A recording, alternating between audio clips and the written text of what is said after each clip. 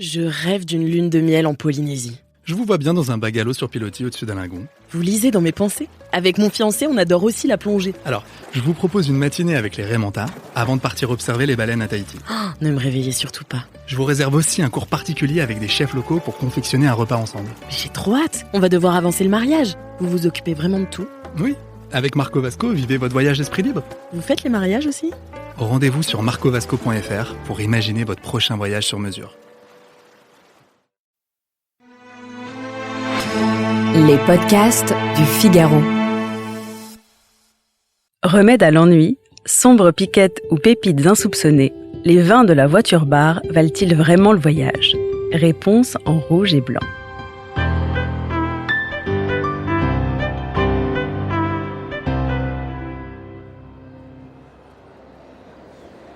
Gare de Marseille-Saint-Charles, 16h50, voie E. La foule amassée au centre du hall d'entrée bondit fiévreusement pour filer comme un seul homme vers le quai tout juste affiché sur l'écran bleu. L'entonnoir humain se dégarnit au bon vouloir du portique dans une sorte de chorégraphie mal fagotée, rythmée de tonitruants bip-bip et de consignes bienveillantes susurrées sur haut-parleurs. Solidement amarrés à leurs valises, les voyageurs grimpent au compte-gouttes au gré des wagons.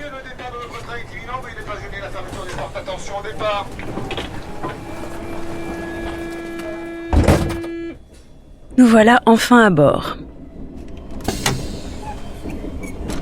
Au bout du couloir, la voiture-bar attend son heure. Aux effluves de javel de la première succèdent les parfums plus bigarrés de la seconde.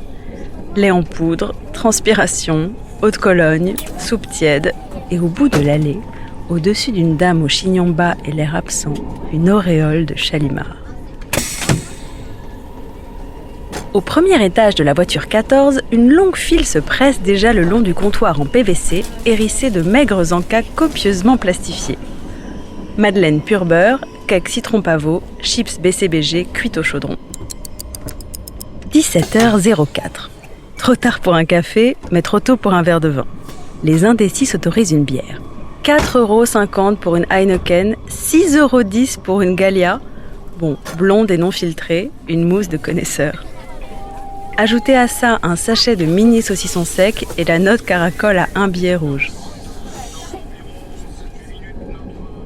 2 bouteilles de vin, un rouge, un blanc et 3 gobelets. 11,20€.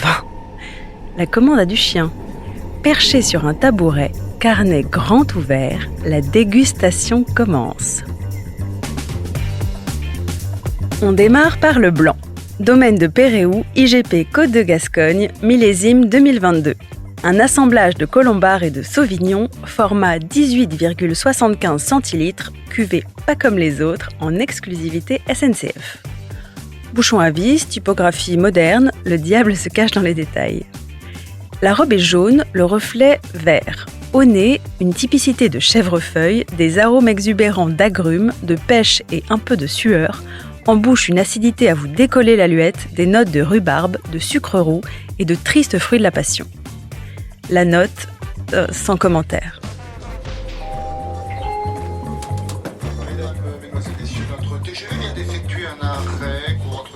Sur la tablette, le rouge attend sagement son tour. Autre contrée, même nom de cuvée. Un château Homero en AOP Bordeaux, issu du sacro-saint du haut régional. Merlot et Cabernet Sauvignon.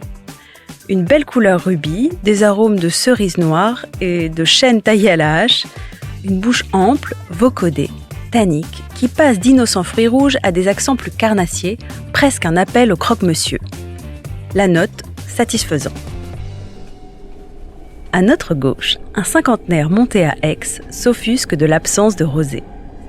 À l'heure où nous bouclons l'enquête, la réclamation est en cours.